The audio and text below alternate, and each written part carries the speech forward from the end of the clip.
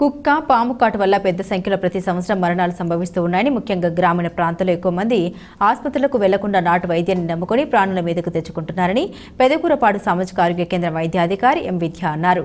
శనివారం కుక్క పాము కాటుకు తీసుకోవాల్సిన తక్షణ చర్యలపై వైద్యులు రమేష్ చైతన్యలతో కలిసి గోడ ప్రతుల్ని ఆవిష్కరించారు. విషం ఉన్న పామైనా కరిసిందని ఎప్పుడు తెలుస్తుంది అంటే కొంచెం ఇమీడియట్గా వాళ్ళకి అర్థమైపోతుంది. కాలు వాపు వచ్చేస్తుంది, నొప్పి వస్తుంది, తిమ్మిడి వస్తుంది. అలా లక్షణాలు వచ్చాయంటే అది గ్యారంటీ విషం ఉన్న పామే. ఆ నొప్పి పైకి జుమ్మాని వస్తుంది, బాగా వాపులు వచ్చేస్తాయి, వెంటనే రావాలి. అండ్ చాలామంది ఏం చేస్తారంటే పాము కరవంగానే ఒక ఇంట్లో గేదెలు ఉన్నాయి, పక్కింట్లో పిల్లలు ఉన్నారు, అవన్నీ చక్కదిద్దుకొని చిన్నగా గేదెలు తీసుకెళ్ళి ఇంటికి వెళ్ళి అన్నీ తాపీగా పనులు చేసుకొని సాయంత్రానికో రాత్రికో వస్తారు. అలా చేయకూడదు.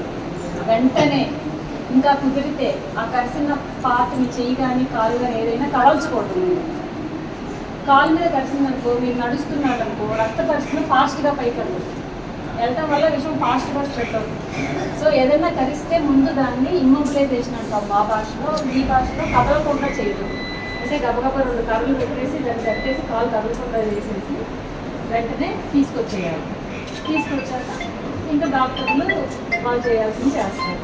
అండ్ కదలకుండా జాగ్రత్తలు కూడా తీసుకోవాలి. కుక్కల నుంచి పాముల నుంచి. కుక్కల నుంచి కదలకుండా ఎలా జాగ్రత్తలు తీసుకుంటాం, ఎప్పటికప్పుడు గమనిస్తూ ఉండాలి. ఈ ఏరియాలో కుక్కలు ఏమన్నా బిహేవియర్ అంటే వాటి బిహేవియర్ మారిందా, అంటే పిచ్చిగా చేస్తుందా, ఒకళ్ళని కరవడం స్టార్ట్ చేసిందంటే వరుస పెట్టి కరిచేస్తుంది. అలాంటి కుక్కలు వెంటనే ఐడెంటిఫై చేసుకోవడం, వెంటనే దాన్ని అక్కడి నుంచి నిర్మూలించడం అలాంటివి చేయాలి.